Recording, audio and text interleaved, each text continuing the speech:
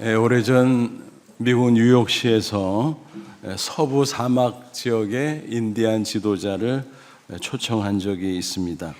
시 당국은 그를 아주 극진히 대접하고 관광을 시켜 주었습니다. 좋은 숙소, 좋은 음식 제공하고 또 명소도 구경시켜 주었습니다.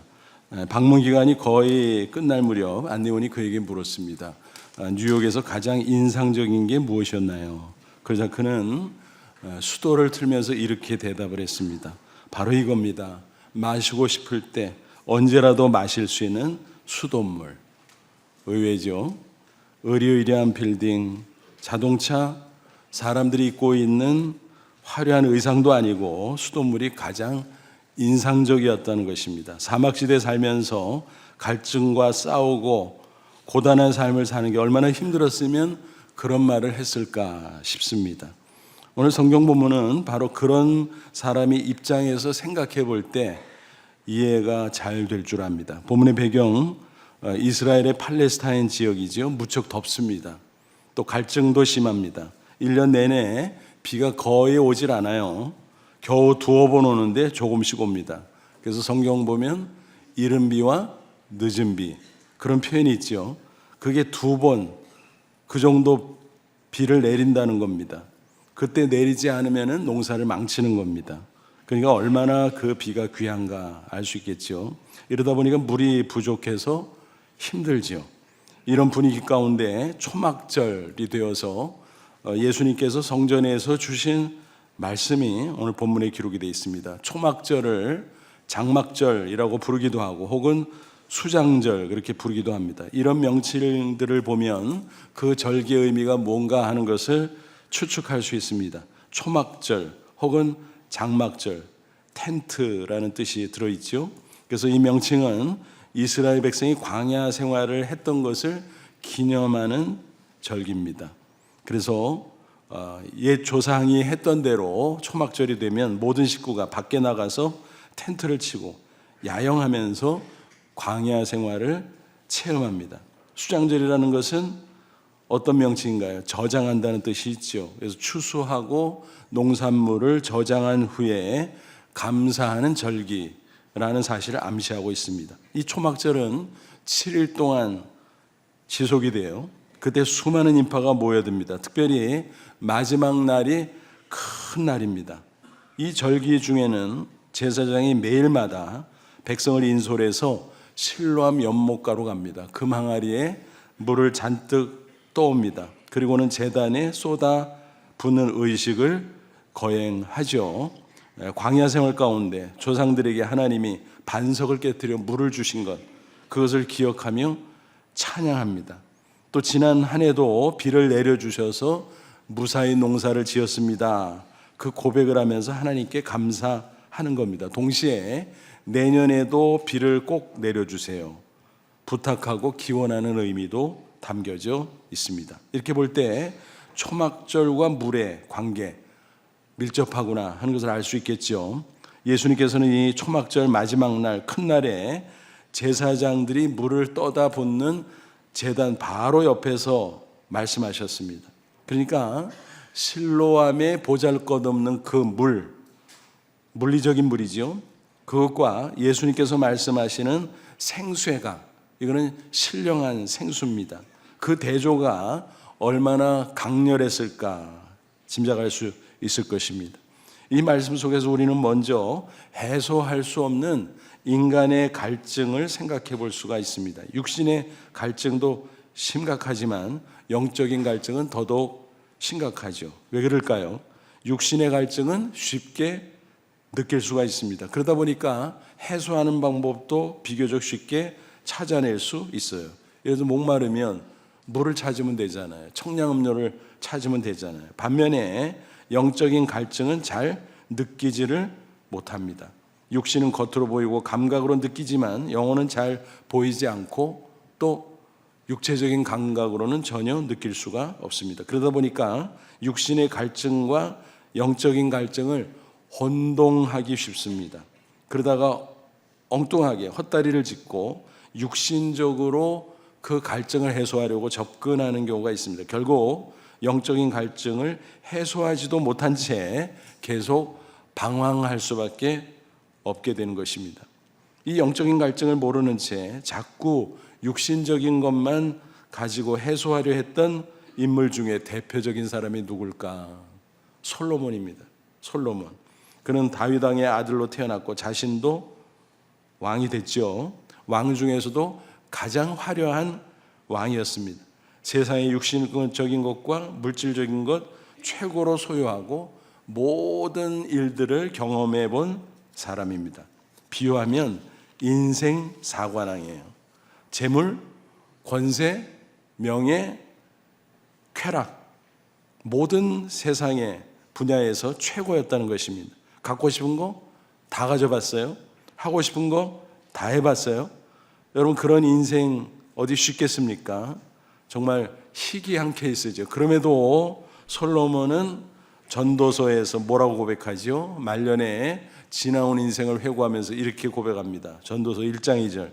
전도자가 이르되, 여기서 전도자는 솔로몬 자신이죠. 헛되고 때문에 헛되고 때니 모든 것이 헛되도다. 그래서 헛되다는 것은 히브리어 원어로 헤벨인데 입김이란 거예요. 여러분, 입김이 나오다가 거의 보이지 않는 가운데 사라지죠. 그것처럼 인생이 그렇게 허무하다, 인생이 헛되다라는 것입니다. 자신이 초기에는 나름대로 하나님을 경외하는 신앙으로 살았는데 세속에 얽매이다 보니까 점점 하나님을 멀리했어요. 그러다가 세월이 지나가면서 이게 뭐지? 정신 차리고 보니까 지나온 하나님을 멀리했던 인생의 결론은 허무 그 자체였던 것입니다. 한마디로 참 만족이 없이 인생을 엄벙덤벙 지나가게 되었다는 것입니다. 솔로몬은 또 전도서 1장 8절 보니까 이렇게 고백을 합니다. 모든 만물이 피곤하다는 것을 사람이 말로 다 말할 수는 없나니 눈은 보아도 족함이 없고 귀는 들어도 가득 차지 아니하도다. 그러니까 만물을 보고 느끼고 부지런히 살아간 것 같은데 만족이 없었다라는 거죠. 허망하다는 거죠. 전도서 5장 10절에서는 모든 소유도 헛되다라고 고백합니다. 은을 사랑하는 자는 은으로 만족하지 못하고 풍요를 사랑하는 자는 소득으로 만족하지 아니하나니 이것도 헛되도다. 그 정도로 많은 소유를 가지고 누리면 만족할 것도 같은데 그러지 않다는 것입니다. 그 모든 것을 소유하고 경험한 후에 헛되구나 끊임없이 허무함을 그는 노래하고 있습니다. 여러분, 록펠러 아시죠? 역사상 최고 부자로 알려진 인물입니다. 어떤 기자가 그와 인터뷰하다가 불쑥 이런 질문을 던졌습니다. 회장님, 재산이 많으신데 만족하신가요? 그러자 록펠러가 빙그레 웃으면서 이렇게 대답을 했다고 합니다. Just a little. 무슨 얘기예요? 아니요, 조금만 더 있으면 좋겠어요. 무슨 얘기예요? 만족이 없다는 거예요. 그렇게 소유가 많아도 참 만족이 없다는 거예요. 그는 신실한 그리스도인으로서 육신적인 것을 아무리 많이 소유해도 영적인 것을 놓치면 여전히 영적 갈증이 있다는 뜻으로 그런 말을 했던 것입니다. 그래서 이런 말이 있어요. 탈무드에 나오는 말인데 세상의 모든 소유가 마치 바닷물과 같다. 바닷물, 짠물이잖아요. 여러분, 목마를 때 짠물 마시면 어떻게 돼요? 더 목마르죠. 역설적이죠. 세상 사람들은 소유가 많아지면 그 마음속에 만족과 기쁨이 있을 것으로 아는데 실상은 그렇지 못하다라는 것입니다. 도리어 이상하게도 불만이 커질 수도 있습니다. 세상의 소유는 우리 인간의 육신을 즐겁게 해주고 편리하게 해주는 것 맞습니다. 그러나 일부만 맞습니다. 영혼의 깊은 곳까지 만족시키지 못한다는 것입니다. 세상 것은 당장은 만족한 것 같은데 금세 불만스러워지죠. 그래서 바닷물과 같다. 그렇게 비유한 것입니다. 많은 사람들은 흔히 그렇게 생각합니다. 국민소득만 올라가 봐. 그러면 행복이 저절로 굴러 들어올 거야. 여러분, 정말 그럴까요? 착각이죠. 육신적으로는 많이 편리해질지 모르지만 영혼 깊은 곳은 여전히 곤고하고 갈수록 더 공허해지기도 한다는 것입니다. 그래서 우리나라의 경우도 보세요. 옛날에 비해서 지금 국민소득이 얼마나 높아졌어요. 그것에 따라서 행복 지수가 정비례했나요? 전혀 그렇지 않죠. 그러니까 육신적인 차원과 영적인 차원은 전혀 다르다라는 것입니다. 육신적으로 많이 편해지고 호화로워진 것은 사실이지만 영혼 깊은 곳은 여전히 곤고하고 공허하고 결국 큰 고통 가운데 멸망을 향해 갈 수밖에 없다는 사실입니다. 아모스 선지자는 이런 현상을 가리켜 이렇게 선언합니다. 아모스 8장 11절 주 여호와의 말씀이니라 보라 날이 이를지라 내가 기근을 땅에 보내리니 양식이 없어 주림이 아니요 물이 없어 가람이 아니요 여호와의 말씀을 듣지 못한 기갈이라. 뭐예요? 육신적으로 물이 없으면 갈증을 느끼죠. 그죠? 기갈. 또 양식이 없으면 가람, 굶주림을 느낀다 이 말이에요. 그러나 진짜 영적인 기근 뭐냐? 하나님의 말씀을 듣지 못한 것이다. 즉 하나님 앞에 나아가 그 영혼이 하나님이 주시는 신령한 생수를 얻어야 되는데 그러지 못하면 여전히 불만족스러울 수밖에 없다라고 하는 것입니다. 요즘 신문이나 방송 등을 보면 그리고 주위를 둘러보면 한심한 모습들이 많이 있어요. 사람들이 완전한 영혼 없는 육신 자체가 된 것 같은 느낌까지 들 때가 있습니다. 돈에 미쳐서 돈이면 무슨 짓이든 다 하죠. 인륜이고 도덕이고 의리고 아랑곳하지 않고 헌시작처럼 버리는 모습도 눈에 띕니다. 육신의 정욕에 마치 미친 거 아니야? 그런 생각을 할 때도 있습니다. 차라리 먹을 것이 없어서 굶는 사람이 있다면 그런 것은 동정이라도 할 텐데 가질 만큼 가진 사람들이 그러니 참 한심하다. 왜 행복할 수 있는데 헛다리를 짚나? 라는 생각을 해봅니다. 이런 식으로 산다면 1인당 국민소득이 5만 불, 6만 불, 7만 불 올라간들 과연 행복할까? 그럴 수 없다는 사실입니다. 영혼이 황폐하는 것입니다. 그러니까 아무리 가져도 그 어떤 것을 해봐도 참 만족이 없는 것입니다. 마치 이런 이야기와 같습니다. 어떤 여행가가 영국의 한 해변을 둘러보게 됐습니다. 유명한 관광지라 여름쯤에 사람이 많이 몰려드는 곳입니다. 그런데 여름만 지나가면 마치 썰물처럼 사람들이 다 빠져나가 한산해지는 곳이었습니다. 철진한 해변을 여행가가 거닐고 있는데 놀라운 광경을 보게 됐습니다. 갈매기 떼가 죽어서 널려 있는 것입니다. 그리고 한 남자가 그 죽은 갈매기 떼를 치우고 있는 것이었습니다. 너무 충격적인 광경이었습니다. 놀래서 다가가서 물었습니다. 이게 도대체 뭐요? 왜 이렇게 갈매기가 많이 죽어 있어?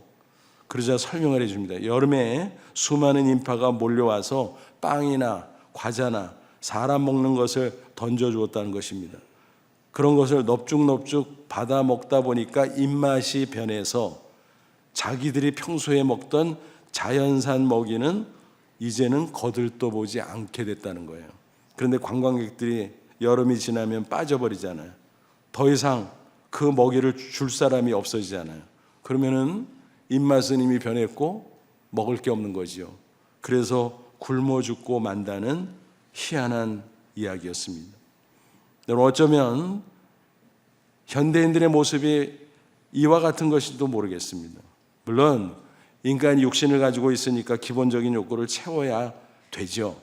하지만 과도하게 육신의 정욕만 채우려고 하니까 영혼의 입맛을 잃어버리고 그래서 하나님을 찾아야 될 인간이 하나님을 찾지 못하고 그 가운데 죽어가고 있다는 것입니다. 영적으로 목말라면서 오히려 영적으로 멸망길을 걸어가고 있다는 것입니다. 만약 사람들이 이렇게 육신적인 욕망만 추구하면서 살아간다면 그 결과는 정말 뻔하지요. 영적으로 죽고 영원히 죽을 수밖에 없는 멸망인 것입니다. 그러므로 우리는 영적으로 깨어나야 할 것입니다. 영적인 갈증을 해소해야 하는 것입니다. 예수는 오늘 말씀에서 그 사실을 우리에게 일깨워주고 있어요. 생수의 강이 흘러야 된다. 그 영혼에 이렇게 말씀하셨어요. 보면 37, 38절 보세요. 명절 끝날 초막절 마지막 날이죠. 큰 날에 예수께서 서서 외쳐 이르실 때 누구든지 목마르든 내게로 와서 마시라. 나를 믿는 자는 성경에 이른 것 같이 그 배에서 생수의 강이 흘러 나오리라. 백성들에게 외쳤어요. 초막절에 매일 물을 떠다가 제단에 부었잖아요. 이제 그쳤어요. 이제 물이 더 이상 없습니다. 그런데 그보다 더 아쉬운 물은 뭐냐? 신령한 물이다. 그래서 예수님께서 외쳤어요. 백성들에게. 누구든지 목마르면 나에게 와라. 그러면 생수의 강이 그 배에서, 여기서 배는 영혼을 가리키는 것입니다. 영혼의 생수의 강이 흘러 나올 것이다 라고 말씀합니다. 그러므로 주님께 나오는 것이 중요한 것입니다. 여기서 생수를 마신다는 것은 구체적으로 뭘까요? 믿는 것을 말하는, 예수님을 믿는 것. 영혼의 갈증이 있는 사람은 주님께 오라. 그리고 주님을 나의 구주로 믿으라. 그러면 약속하신 생수의 강을 주신다는 말씀입니다. 그 영혼, 그 배에서 생수가 샘물처럼 터져나오고 그것이 강이 되어서 생수의 강으로 흐르고 넘치게 된다라는 것입니다. 여기서 생수는 성령을 가리키죠. 그리고 생수의 강은 성령이 주시는 신령한 은혜가 차고 넘치는 상태를 의미하는 것입니다. 그러니까 예수님을 영접하면 성령이 임하고 영혼 가운데 생수의 강이 흘러 넘치는 가운데 신령한 생명을 주시는 거예요. 그게 영생입니다. 영생의 기쁨, 평안, 그것으로 영혼이 충만케 된다라는 것입니다. 그것이 바로 예수 믿는 그리스도인이 누리는 신비로운 체험입니다. 이게 신앙생활의 본질이에요. 이와 같이 신령한 생수 우리에게 주어진다고 했는데 과연 어디서 오는 걸까요? 그것은 천국에서 흘러내려오는 것입니다. 본래 인간이 타락하고 범죄하기 전에는 에덴 동산에서 생수를 마실 수 있었습니다. 그것은 물질적인 것이기도 하고 또 영적인 것이기도 했습니다. 에덴 동산에 강이 있었는데 네 갈래 지류로 흘렀죠. 사방으로 그 강물이 흐르고 흘러서 에덴 동산 전체를 적십니다. 그래서 에덴, 그 이름의 뜻이 뭐라고요? 기쁨. 그 이름대로 기쁨의 동산일 수 있었습니다. 그런데 안타깝게도 인간이 타락하고 범죄한 이후에 그 에덴 동산에서 쫓겨나고 말았습니다. 당연히 생수를 잃어버릴 수밖에 없었다는 것입니다. 그러나 하나님께서 예수 그리스도를 통해서 에덴 동산에서 잃어버렸던 생수, 아니 그보다 더 좋은 천국의 생수를 부어주신다고 약속합니다. 요한계시록 22장 보면 천국에 광경이 있는데 거기에 생수 이야기가 나와요. 계시록 22장 1절 2절.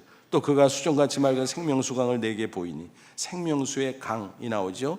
생수가 흘러서 그것이 생명수 강을 이루는데 그것이 보이니 하나님과 및 어린 양의 보좌, 하나님의 보좌로부터 생수가 나오고 그것이 생명수 강을 이루어요. 어린 양 예수의 보좌로부터 생수가 나오고 그것이 생명수의 강을 이루어요. 이게 무슨 말일까요? 성부, 성자, 성령 삼일체 하나님이죠. 그래서 성령은 하나님으로부터 나오시는 영, 예수 그리스도로부터 나오는 영. 그래서 성부, 성자, 성령 삼일체인 것입니다. 그 생수가 나와서 길 가운데로 흐르며 생명수 강을 이루고 있다라는 것입니다. 그 생명수 강, 그 생수로 말미암아 백성들이 완전한 기쁨을 누립니다. 만족을 누립니다. 그보다 더 큰 축복은 없습니다. 그래서 그것을 가리켜서 지복이라고 말합니다. 블리스, 더할 나위 없이 지극한 축복, 완전한 축복이라는 뜻이죠. 본문 38절에 생수의 강이 흘러나오리라는 말씀은 구체적으로 뭘까요? 천국에 있는 그 생명수의 강, 그 강에서 흘러나오는 생수를 이 땅에서도 허락해 주시겠다는 약속이요 선언인 것입니다. 흥미로운 것은 계시록 22장의 생명수의 강은 원문 헬라어 성경을 보거나 영어 성경을 보면 단수로 표시되어 있습니다. 우리말은 단수 복수를 그렇게 명확하게 표시 안 할 때가 많죠. 그래서 원문 어려우면 영어 성경을 참조하는 것도 좋습니다. 그래서 계시록 22장의 생명수의 강은 단수로 되어 있어요. The river. 그렇죠? 그래서 이거는 뭐냐? 단수인 거 보니까 유일한 그 강, 본류를 가리키는, 생수가 터져서 흐르는 그 본류를 가리키는 것입니다. 원천, 본류. 그리고 요한복음 7장 38절의 생수의 강은 영어 성경 보니까 뭐라고 되어 있어요? streams라고 복수로 되어 있죠. 그래서 river, stream은 지류죠, 지류. 그래서 본료인 천국 보좌 앞에 생명수 강으로부터 흐르고 흘러내려서 이 지상에 그리스도인의 영혼의 지류로서 생수의 강이 흐르게 된다라는 것입니다. 이해가 되시나요?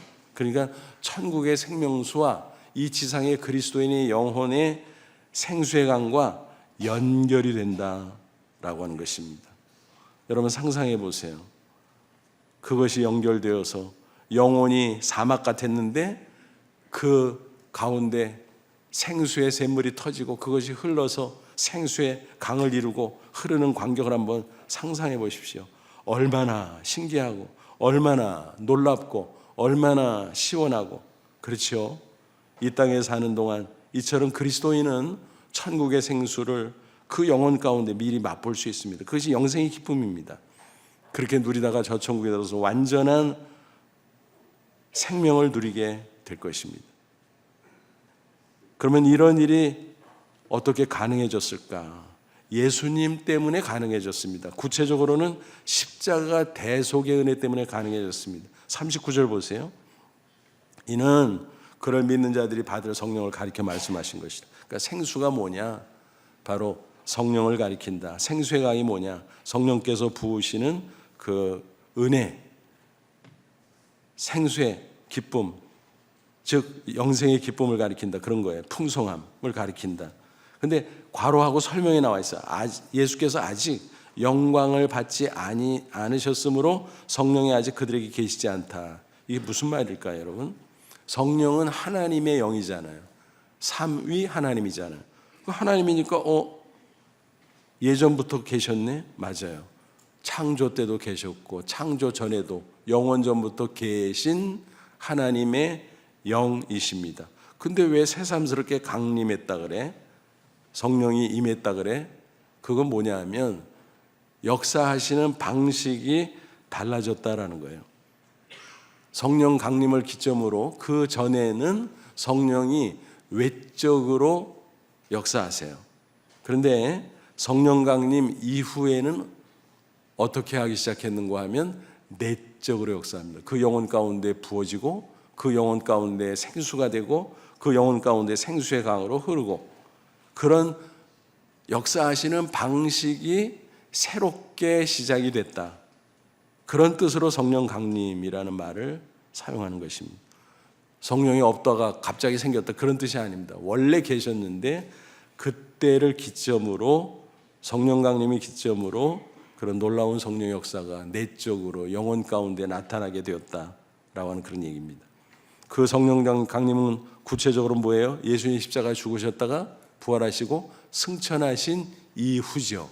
그러니까 예수님께서 영광을 받으신다는 것은 구체적으로 뭐예요? 십자가에 죽으셨다가 부활, 승천한 걸 가리키죠.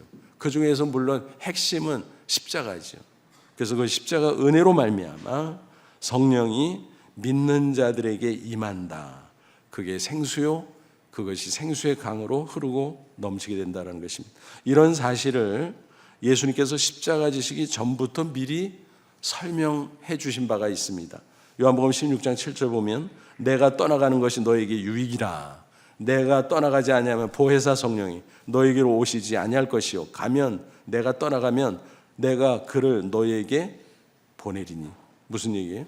예수님이 떠난다는 게 뭐예요? 십자가 죽었다 부활 승천한다는 거예요. 그래야 성령님이 오신다는 거예요. 생수로, 생수의 강으로 흐르게 된다라는 것입니다. 그래서 그 영혼 가운데 오셔서 생수의 강으로 흐르는데 사라지냐? 아니, 계속 계신다. 그래서 그걸 성령의 내주라고 말합니다. 성령의 내주에 관한 자세한 설명은 요한복음 14장 20절에 있어요. 그날에는 성령이 강림하면 내가 아버지 안에 너희가 내 안에 내가 너희 안에 있는 것을 너희가 알리라. 이 말씀을 좀 더 풀어서 말씀드리면 내가 아버지 안에, 이 말은 예수님과 하나님 아버지가 하나라는 거죠.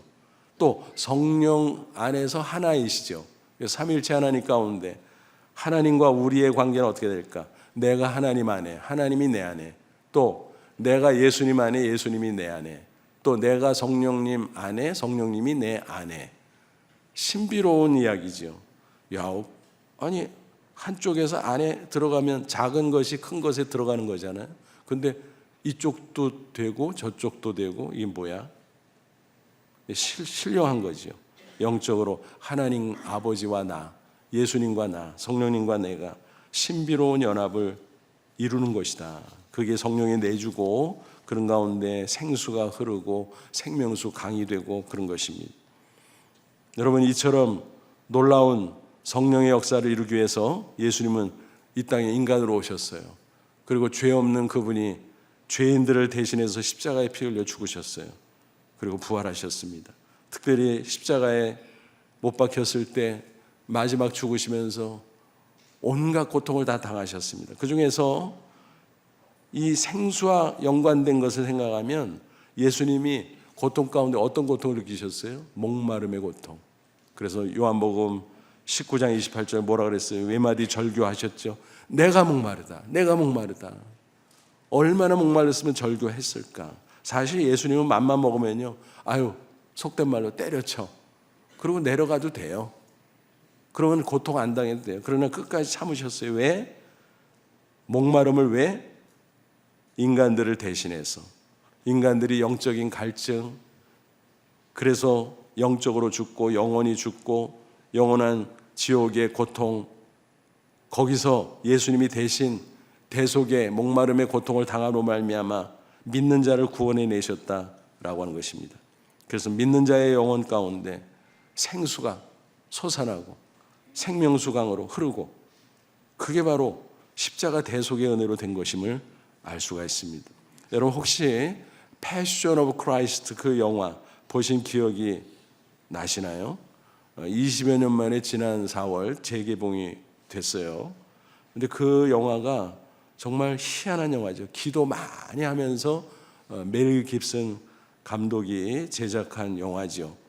그래서 특별히 예수님이 생생하게 십자가 고통을 당하는 것, 그런 표현을 실감나게 했어요.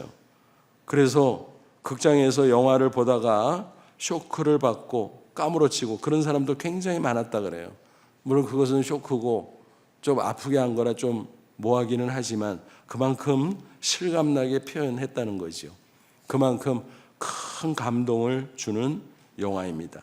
그런데 맨 마지막 장면이 있어요, 여러분. 십자가의 운명할 때 마지막 장면. 그때 보면 예수님께서 십자가에서 고통을 당하시다 목마르다, 그리고 마지막에 이제 고개를 딱 떨구십니다. 숨을 거두시면서. 그런데 그때 어떤 현상이 나타났죠? 많은 사람들이 그게 뭔가 하고 그냥 지나치는 경우가 있는데, 하늘에서 엄청나게 큰 물덩어리가 쏴 하고 내려와요. 뚝 떨어지듯이. 그리고 땅에 탁 부딪혀가지고 그것이 사방으로 탁 퍼집니다. 저는 그걸 보면서 야, 멜 깁슨 감독이 이 말씀을 아는구나. 이 말씀을 아는구나. 천국의 그 생수가 이 지상에 성령 강림을 통해서 믿는 그리스도는 한 사람 한 사람의 영혼에 그 생수가 터지고 그것이 생수의 강을 이루고 그걸 그렇게 표현했구나 라는 생각을 했습니다. 여러분, 오늘 우리에게도 마찬가지입니다. 우리가 예수님을 믿으면 우리 속에 성령이 오신 줄로 믿습니다. 생수의 강이 흐르는 것입니다. 안 흐르면 그거는 비정상이에요. 그럼 내가 구원받지 않았을 수도 있어요. 큰일 났는데, 나 진짜 예수님 믿는데, 나 예수님 하나님의 아들인 거 믿어, 나를 위해서 십자가에 대신 죽으셨다 부활하신 거 믿어, 나의 구주인 거 믿어. 근데 왜? 그거는요, 생수의 강이 흐르다가 말라버린 거예요. 영혼의 사막화가 진행된 거예요. 그러므로 우리는 오늘 말씀을 통해서 다시 한번 그 사막화를 끝내고 생수의 강이 흐르도록 해야 됩니다. 다시 보면 37절을 보세요. 예수님의 간곡한 초청이에요. 명절 끝나고 큰 날에 예수께서 서서 다 보라는 거예요. 한 사람도 놓치지 말고 나를 봐라, 그 소리예요. 서서 외쳐 이르시되, 크게 소리 질렀어요. 누구든지 목마르거든 내게로 와서 마셔라. 야, 누구든지 다 와라. 대상 가리지 않고 남녀노소 빈부귀천할 것 없이 누구든지 다 와라, 그 소리예요. 빠지지 말고 다 와라, 간곡하게 초청하신 것입니다. 그래서 예수님을 믿으면 사막 같은 영혼의 생수의 강이 흐르고, 그래서 그것이 기쁨이 되면 환경과 조건 관계없이 참 만족, 참 기쁨, 진정한 행복을 경험하게 된다라고 하는 것입니다. 사도 바울이 그것을 우리에게 가르쳐 줬잖아요. 빌립보서 옥중서신이라 그랬죠. 근데 기쁨이 철철철 좀, 아니 어떻게 그럴 수가 있어? 그 감옥은 시설이 좋았나? 좋긴 뭐가 좋아요. 너무너무 열악하고 고통스럽고 힘들고 옥죄고 육신적으로는 분명히 그래요. 그러나 그 영혼의 생수의 강이 흘렀기에 그는 그 환경을 이기고 기쁨을 유지할 수 있었다는 것입니다. 그래서 그는 외쳤습니다. 감옥 밖의 성도에게 오히려 빌립보서 4장 4절, 주 안에서 항상 기뻐하라. 내가 다시 말하노니 기뻐하라. 그는 과거에 부자였잖아요. 학자였잖아요. 귀족이었잖아요. 잘난 사람이었죠. 근데 오히려 참 기쁨이 없었어요. 근데 예수님을 만난 이후 그 영혼에 생수가 흐르고 생수의 강이 흘러넘치고 그것을 체험하니까 야, 기쁘다, 기쁘다. 감옥에 있어도 기쁘다. 내가 풍부에도 처할 줄 알지만, 그러나 궁핍에도 처할 줄, 어떤 형편에도 나는 자족할 수 있다. 그는 기뻐하고 감사하고 찬양할 수 있었다라는 것입니다. 여러분, 역사 속에서 보면 수많은 그리스도인이 동일한 체험을 하고 동일한 고백을 합니다. 그러니까 이거는 공식이라는 거죠. 공식. 대표적인 사람 생각납니다. 고대 신학자 어거스틴. 그는 학문, 쾌락, 종교 모든 것을 섭렵한 사람입니다. 자유분방했어요. 나중에는 방탕한 사람이 됐어요. 왜요? 좋자고, 즐겁자고, 행복하자고. 근데 그러질 않는 거예요. 오히려 방황하는 거예요. 오히려 고민하는 거예요. 참 만족이 없고. 그러던 중 그는 극적으로 예수 그리스도를 만나게 되죠. 그리고 예수님을 믿는 그의 영혼에 성령이 임하니까 생수의 강이 흐릅니다. 그것을 체험하고 나니까 와, 이거였구나. 그는 뭐라고 고백했습니까? 하나님이여 당신의 품 안에 안기기 전까지 내게 참 평안이 없었나이다. 주님을 믿고 나니, 주님 품에 안기고 나니 내 영혼에 생수의 강이 흐릅니다. 그 말을 그렇게 표현한 거예요. 참 평안이 있다고. 여러분, 세상을 둘러보십시오. 얼마나 많은 사람이 불쌍하게도 이 생수의 강을 까마득히 모르는 채 살아갑니까? 육신만을 바라보고 육신의 정욕만을 추구하면서 세상에 헛되고 다 사라질 것만을 위해서 헤매고 있느냐라는 것입니다. 오래전 어느 신앙 잡지에서 읽은 간증문을 소개해드립니다. 그 주인공은 미스 코리아 출신 여성입니다. 미스 코리아가 되니까 세상을 다 가진 듯 했습니다. 하늘을 나는 듯 했어요. 정말 그럴만하죠. 게다가 멋진 남자를 만났습니다. 그리고 결혼 날짜를 잡았습니다. 설레이는 마음으로 결혼식을 기다리고 있는데 세상에 이게 웬일? 인생이 왜 이러지? 결혼식 전날 그 남자와 수년간 동거하던 여자가 아이를 데리고 나타난 것입니다. 기가 막히죠. 쇼크죠. 그런데 체면이 뭔지 깰 수가 없었습니다. 어쩔 수 없이 표정을 숨긴 채 결혼식을 성대하게 치렀습니다. 사람들은 축하하고 공주 대접을 해주고 다 높여주었습니다. 그러나 그 속은 얼마나 슬펐겠습니까? 결혼식을 마치고 남편이 이제는 달라지려나 그러지 않았습니다. 그 방탕한 생활은 계속됐습니다. 마음에 큰 상처가 깊어졌고 육신의 질병이 되어서 결핵성 늑막염으로 3년이나 병치를 하게 됩니다. 죽고 싶었습니다. 그러나 죽어지지 않았습니다. 할 수 있는 게 없었습니다. 근데 내가 벌어먹고 살아야 되는데 뭘 하지? 내가 할 수 있는 게 뭐지? 아무것도 없었습니다. 그런 가운데 눈에 띄는 게 있었습니다. 그래서 있는 돈 다 정리하고 폐물을 싹 팔아서 돈을 마련했습니다.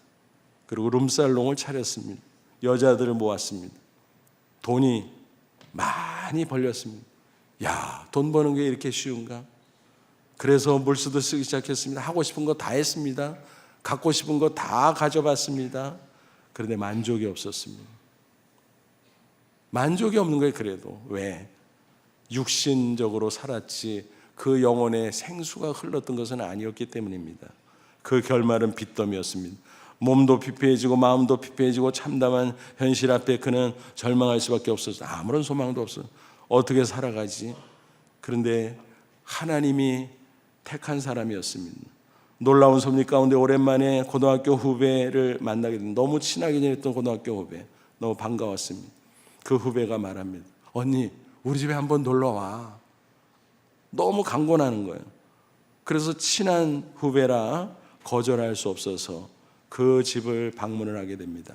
근데 보니까 그 후배와 남편이 얼마나 다정한지, 얼마나 평온해 보이던지, 아이들과 함께하는 그 가정이 얼마나 아름답고 빛나는지, 야, 이렇게 사는 사람들도 있구나. 이게 뭐지? 나는 근데 뭐지? 그런 생각을 하면서 그들의 그 평화와 행복의 비밀이 무엇인지 궁금해졌습니다. 알고 보니까 신앙이었습니다. 마침 그 후배가 권합니다. 언니, 교회 가자. 그러지 말고 교회 가자. 교회 가서 예수님 만나면 인생이 바뀔 수 있어. 교회 가자. 그는 못 이기는 척 하면서 교회를 따라갔습니다. 그러나 예배 한 번 참석한다고 뭐가 돼요? 설교가 귀에 들어오지 않습니다. 주변 사람들은 찬송하지만 따라 부르기도 힘든 어려운 노래들이었습니다. 그러나 한 번, 두 번, 세 번 드디어 성령께서 역사하셨습니다. 그 영혼을 터치해줬고 그가 자신이 죄인이고 헛된 것들을 추구했던 사람이었음을 고백하게 됩니다. 그래서 회개하고 예수님을 나의 구주로 영접하게 됩니다. 회심한 거죠. 그러면서 그 영혼의 생수의 샘물이 터집니다. 그리고 그 생수가 흐르고 생수의 강을 이루게 됩니다. 그러니까 단숨에 모든 환경과 조건이 바뀐 것은 아니지만 기쁨이 넘치니까 사람 자체가 달라지기 시작했습니다. 하나하나 치유되고 회복되고 이제는 어떤 일이 있다고 할지라도 기쁨으로 살아갈 수 있었습니다. 그래서 그는 열심히 신앙생활을 해서 이제는 오히려 다른 사람에게 복음을 전하는 전도자의 삶을 살아가게 됐다는 간증입니다. 여러분, 특별한 케이스를 소개해드렸습니다만 영혼의 생수의 강이 흐르지 않으면 인생 별 수 없어요. 다 거기서 거기입니다. 헤매는 겁니다. 끝이 없는 겁니다. 결국 방황하다가 멸망길을 걸어가는 겁니다. 오직 영혼의 생수의 강이 흘러야만 참 행복을 맛보며 살아갈 수 있음을 꼭 기억하시기를 바랍니다. 여러분, 이 생수의 강이 내 영혼에서부터 가정으로, 직장으로, 사회로, 국가로, 온 세계로 흘러넘치게 됩니다. 이것만이 세상의 소망입니다. 우리는 이걸 먼저 체험했어요. 그러므로 다른 사람에게 이것을, 이 생수의 복음을 전해주는 것이 사명입니다. 영적으로 사막해 된 이 세상, 수많은 영혼들, 생수의 강이 흘러넘치도록 우리가 함께 해야 되는 것입니다. 그럴 때 삶이 변화됩니다. 에스겔 47장 9절, 이 강물이 이르는 곳마다 번성하는 모든 생물이 살고 또 고기가 심히 많으리니 이 물이 흘러들어가므로 바닷물이 되살아나겠고 이 강이 이르는 각처의 모든 것이 살 것이며, 생명의 역사가 나타납니다. 치유되고 회복되고 활기가 있어지고 삶의 놀라운 변화가 나타나게 된다라고 하는 것입니다. 여러분, 오늘은 성령 강림 주일입니다. 예수님께서 십자가에 죽으시고 부활 승천하신 후 성령이 강림하셨습니다. 그것은 믿는 사람의 영혼의 성령이 임하기 시작했다라는 것입니다. 저와 여러분, 진정 예수님을 나의 구주로 믿고 영접하셨나요? 그러면 내 영혼에 생수가 샘물처럼 터졌습니다. 그것이 강이 되어 흐르는 것은 지극히 당연합니다. 나는 아닌데. 그렇다면 우리가 가만히 있으면 안 됩니다. 혹시 영혼의 사막화가 진행되고 있는지도 모릅니다. 속히 회개하고 다시 한번 예수님을 찾고, 그럴 때 생수가 터지고 생수의 강이 흐르고 넘치게 될 줄로 믿습니다. 그럴 때 우리는 진정한 기쁨과 참 행복을 맛보게 될 것입니다. 그렇게 살아가십시오. 그리고 더 나아가 이 생수의 강이 우리 가정, 온 세상에 흐르고 넘치도록 생수의 복음, 십자가의 복음을 널리 전하는 저와 여러분 다 되시기를 주님의 이름으로 축원합니다. 기도하겠습니다. 이 말씀 붙잡고 기도하자. 하나님, 그렇습니다. 내 영혼에 흐르는 생수의 강, 예수 믿는 그리스도인에게 주신 하나님의 선물입니다. 하나님, 내가 예수님을 믿습니다. 나를 위해 이 땅에 오시고 나를 위해 십자가에 대신 피 흘려 죽으시고 나를 위해 부활하시고 승천하시고 나를 위해 성령을 부어주신 분인 줄로 믿습니다. 내가 성령 받고 생수의 강이 흐르는 영혼으로 살게 하옵소서. 내 영혼이 사막화되는 일이 없도록 날마다 말씀으로, 기도로, 성령으로 깨워 주옵소서. 그래서 생수의 강을 느끼며 기쁨으로 승리하게 하시고 이 생수의 복음 널리 전하며 사는 저희들이 되길 원합니다. 다 같이 간절한 마음으로 기도합니다. 하나님, 우리 아버지 고맙고 감사합니다. 이제는 주의 말씀으로 다시 한번 우리를 권고하시니 감사합니다. 생수의 강이 흐르게 하옵소서. 그래서 내 영혼을 적시며 내 삶이 때때로 세상에서 여러 가지로 치이고 힘들고 공고하고 어려운 일이 있다고 할지라도 넉넉히 이기고 승리하기를 간절히 바라옵건합니다. 그래서 큰 기쁨으로 복된 인생 살기를 원하며 또 이 생수의 복음을 우리 가족과 이웃과 많은 사람과 나누며 승리의 아름다운 삶을 살아가는 저희들 다 되게 해 주옵소서. 예수님의 이름으로 기도합나이다. 아멘.